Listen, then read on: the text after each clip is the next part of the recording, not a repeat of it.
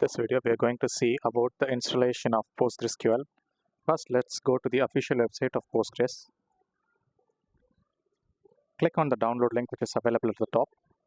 I'm downloading it for Windows. It's a straightforward step. There will be a link provided. I'm downloading the latest version, which is 17. You can see there are Windows versions available, so I'm clicking on the one which is latest and the download should start. Yes, it has started. Let us wait for the download. PostgreSQL is an open source database. You can use it easily for your learning purposes. It has most advanced functionalities and it has various certain data types that is persistent to PostgreSQL alone.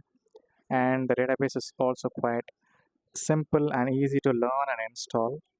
I would really entertain people to use who are beginners especially. We don't need the stack builder and the command line tools are needed, I think so. Yeah, it is needed. So we don't need a stack builder. Just hit next. But do remember this password that you are keeping because it will ask it multiple times.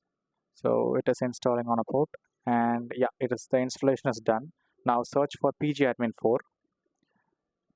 Yes, we have the database ready on our system. There will be servers on the left hand panel. So there will be a database already which is named as PostgreSQL. You can create it.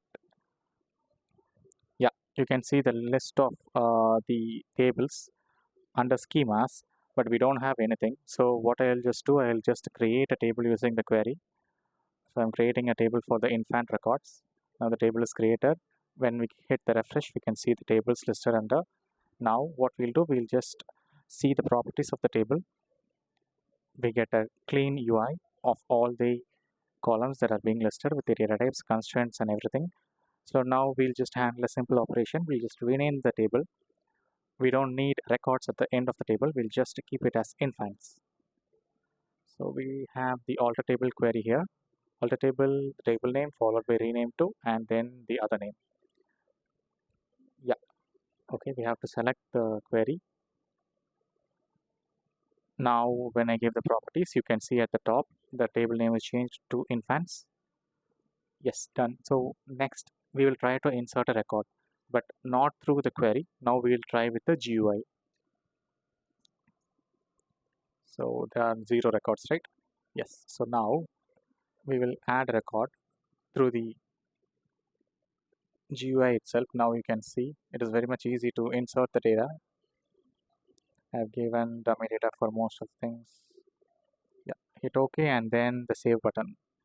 Okay, now when we give this select option, we can see the data is present. We can also edit it here. What we'll do, we'll just give the view by edit option available from Postgres. Now there are multiple options available.